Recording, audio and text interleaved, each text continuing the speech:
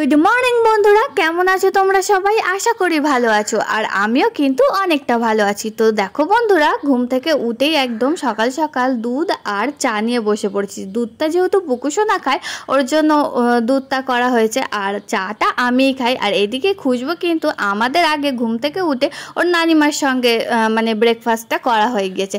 তারপরে দেখো পুকুসোনার কাণ্ড দেখো, ও কিন্তু একদম নানুর মতন। এই দেখো, নানু যেভাবে গাড়ি মোছে সেইভাবে দেখে দেখে শিখে গেছে। তারপরে দুধ খেয়ে নানুর ভাইয়ের গাড়িটা মুছতে আরম্ভ করে দিয়েছে। আর আমার কিন্তু এইটা দেখতে সত্যিই খুবই ভালো লাগছিল, যেহেতু ও ছোটো থেকে শিখছে। তো যাই হোক বন্ধুরা, দেখো আজকের দুপুরের রান্নাটা দেখো। আমার আজকে কিন্তু অনেক রকম রান্না করেছি। এই যে দেখো, পটল ঝিঙে দিয়ে সোয়াবিন দিয়ে একটা রান্না করেছি, তারপর কুমড়ো শাক রান্না করেছি, তারপরে এটা হচ্ছে উচ্ছে আলু ভাজা, তারপরে বেগুন দিয়ে ডাঁটা দিয়ে রান্না করেছিলাম। আর এই ডালটা তো আমাকে রোজ করতেই হয়, যেহেতু পুকুসোনা ডাল ছাড়া ভাত খাই না। শুধু পুকুসোনা না বন্ধুরা, আমার খুশবুও কিন্তু ডাল খেতে খুব ভালোবাসে। আর ডাল হলে ওদের আর কোনো কথাই হয় না যে মাছ মাংস মানে এত ভালোবাসে, সেরকম কিছুই নয়, প্রচুর পরিমাণে ডাল খেতে ভালোবাসে। তো যাই হোক বন্ধুরা, এই দেখো রান্নার পরেই মানে আমাদের একটা পার্সেল চলে এসছে। তো পার্সেলটা আমার নয় অবশ্য, পার্সেলটা ছিল আমার দিদিভাইয়ের জন্য। তো দিদিভাইয়ের জন্য কেন পার্সেলটা, সেটাও তোমাদের সঙ্গে একটু শেয়ার করি। তো আজকে ছিল কিন্তু আমার দিদির ছেলের বার্থডে। তো বার্থডেতে কি আর দেব, দিদির ছেলেকে আর কিছু দিলাম না, তো দিদিকে দিলাম। তার কারণ আমার দিদি প্রচুর পরিমাণে ঘর সাজাতে ভালোবাসে, আর ঠিক আমারই মতন আমার মনে হয়। তার কারণ আমিও একটু ঘর সাজাতে বেশিই ভালোবাসি। তো যাই হোক, ওর ছেলেকে আর কিছু দিলাম না, তো ভাবলাম ওকে একটা এমন জিনিস দিই যাতে ও ঘরে সাজিয়েও রাখতে পারে, বা এলোমেলো জিনিসগুলো ও যেন ওতে স্টোর করে রাখতে পারে। তো ওই জন্য মিশো থেকে আমি এটা অর্ডার করেছি। তো বন্ধুরা, এটা অনেকটাই সুন্দর আর অনেকটাই হার্ডি। তো তোমরা কিন্তু অবশ্যই পারচেস করতে পারো।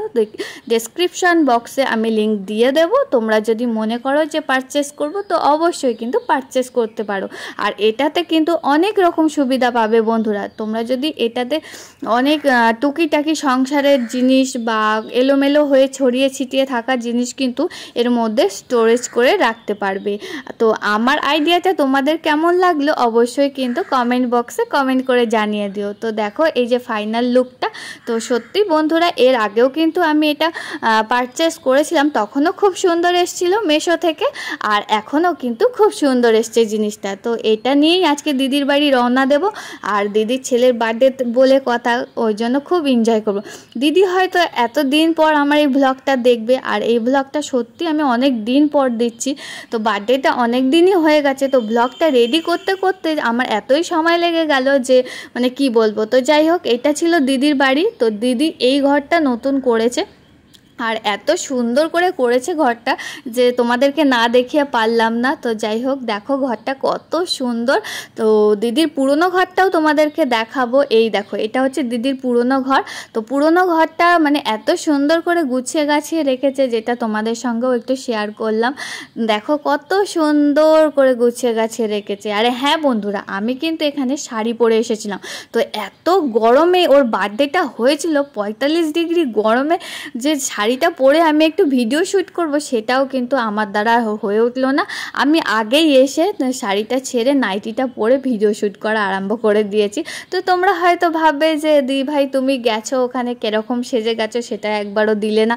তো সেটার কারণটা হচ্ছে এটাই যে এত পরিমাণ গরম ছিল তখন, তোমাদেরকে কি বলবো বন্ধুরা। তো এখন হয়তো বৃষ্টি বৃষ্টি ওয়েদার চলছে, কিন্তু এর আগে যে গরমটা ছিল সেটা তোমরা অনুভব করতেই পারবে।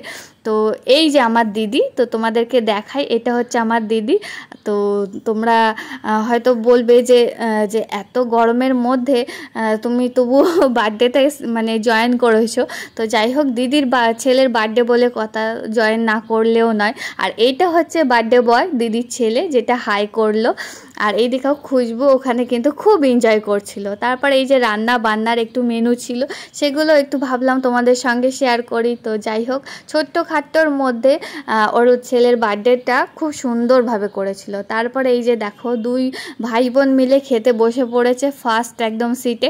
তার কারণ হচ্ছে কি ওদের এত গরম হচ্ছিল, ওরা হাওয়ার একটা পেয়েই মানে কি বলবো তোমাদেরকে, যে এইদিকে টেবিল ফ্যান দেখেই ওরা এখানে চলে এসছে খেতে। যেহেতু একা খেতে পারে না তবুও বসে পড়েছে হাওয়ার জন্য, এত তখন গরম ছিল। তো এই যে মানে সবাই মিলে এই যে একসঙ্গে খাওয়া দাওয়ার একটা আনন্দ মানে সত্যি একদম অন্যরকম একটা ফিলিংস, মানে কি বলবো ভালো লাগে।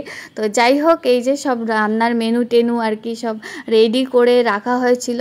তারপরে এই যে আমি নাইটি পরে বসে পড়েছি ফাইনালি খেতে। তো খেতে বসেছি, আমার পাশে আমার পুকু আছে, তোমরা দেখতেই পাচ্ছ। ওকে আগে খাওয়াবো তারপরে আমি খাবো, আর ওইদিকে আগে খুশবুকে কিন্তু আমি খাইয়ে দিয়েছি। তো মানে বার্থডেতে সত্যি আমরা খুব এনজয় করেছি, যদি একটু গরমটা কম হতো তাহলে আরও ভালো হতো।